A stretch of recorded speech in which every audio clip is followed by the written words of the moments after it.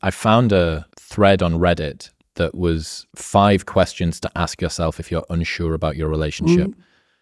If someone told you you're a lot like your partner, would this be a compliment to you? Are you truly fulfilled or just less lonely?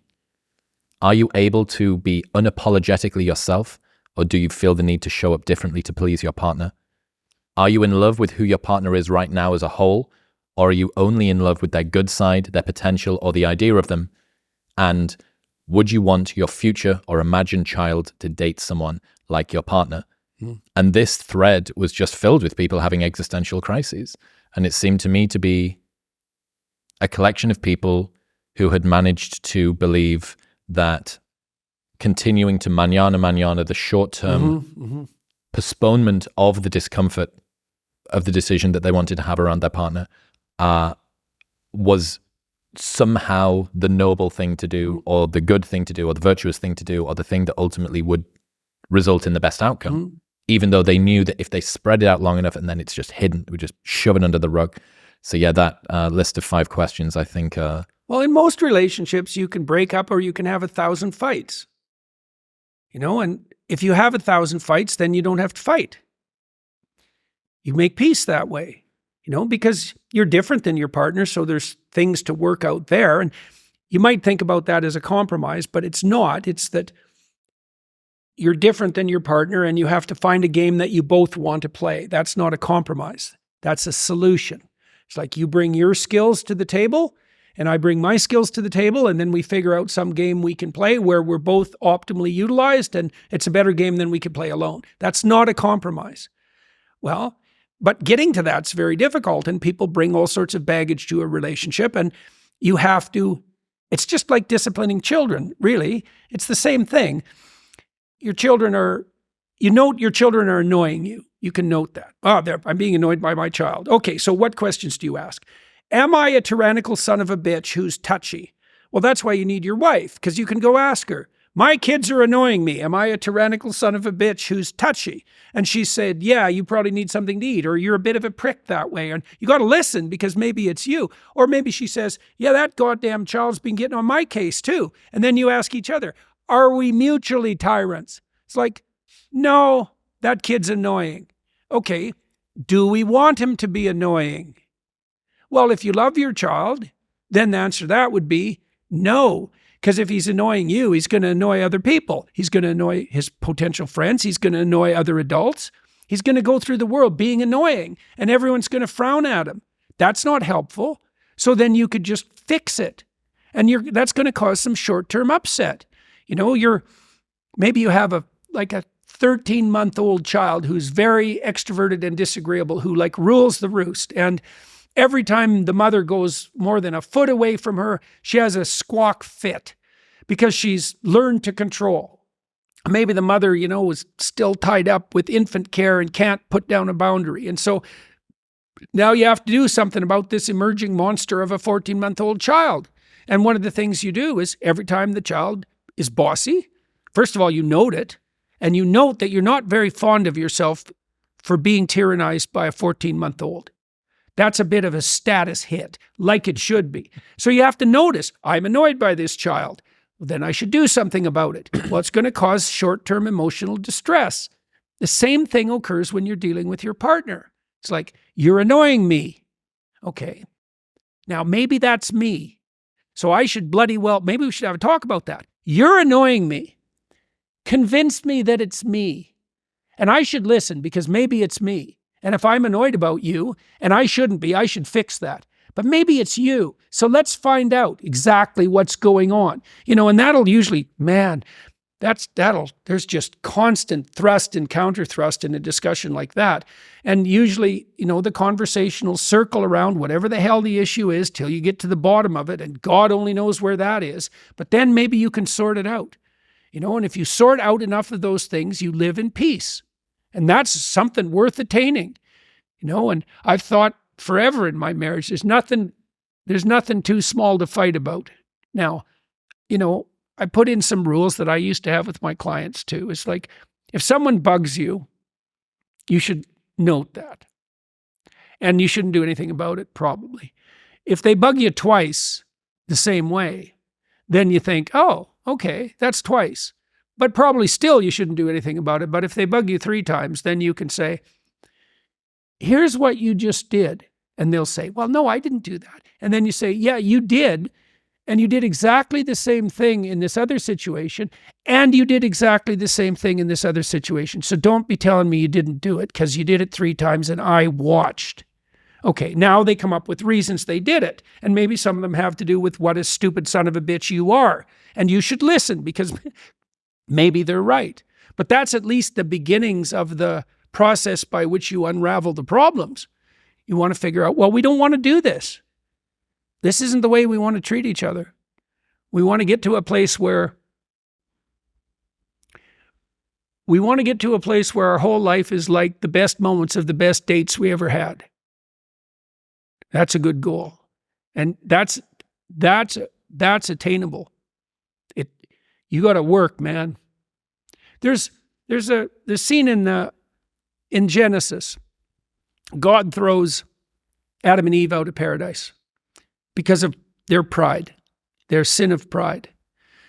They each have their own particular version of that sin, Eve's sin and Adam's, but they get thrown out of paradise anyways for pride.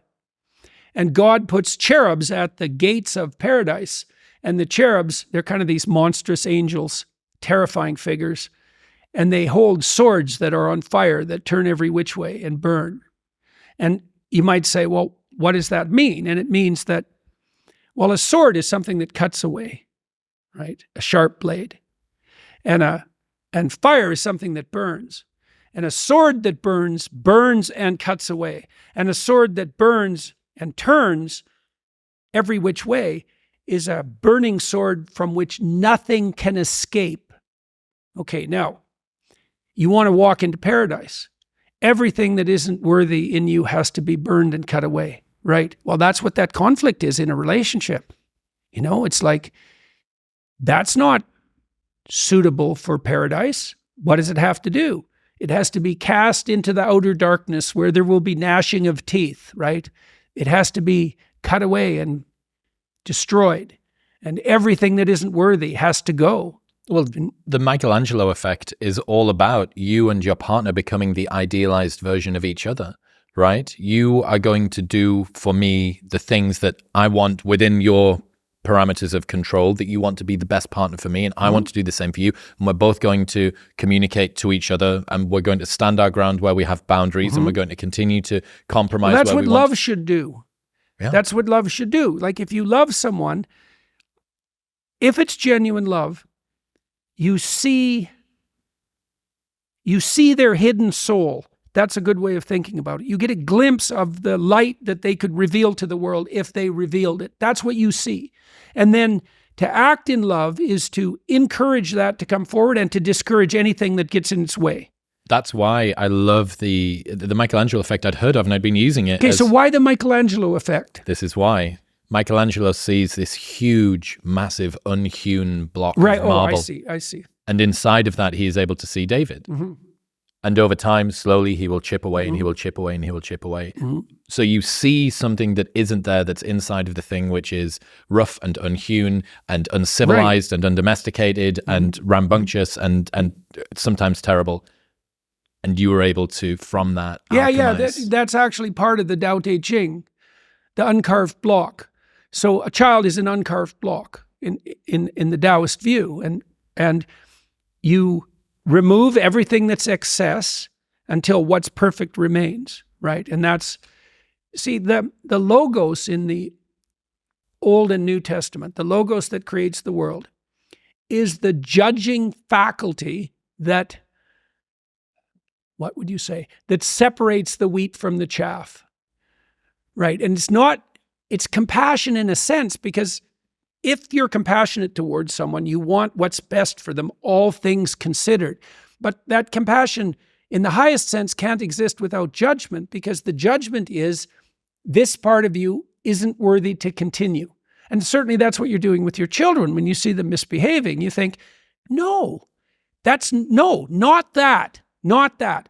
Something more sophisticated. Even with my little granddaughter the other day, she's very, very playful. And she's a very nice little girl. She's very playful and very fun and funny. And not neurotic. And so she's a pleasure to be around. But she hasn't seen me for a while. And so she was poking me, getting me to chase her around and poking me. And she'd come up and give me a whack, And at one point she whacked me too hard. And she knew it. And I said, that's not fun. That's not acceptable. And then she stopped. But she was playing with that edge, trying to find out where fun is and, how hard can I hit Grandpa? She doesn't bloody well know. She kind of knows, but she needs to know exactly. Well, I can't let her get away with it because then she's not fun to play with. She has to learn to come and give her grandpa a whack in exactly the way that elicits a playful response and that isn't annoying. And so there's a very... you might think, well, it's pretty harsh judgment to lay on a 5-year-old. It's like, no, it's not. I would like her to be the most fun kid to play with that she could be.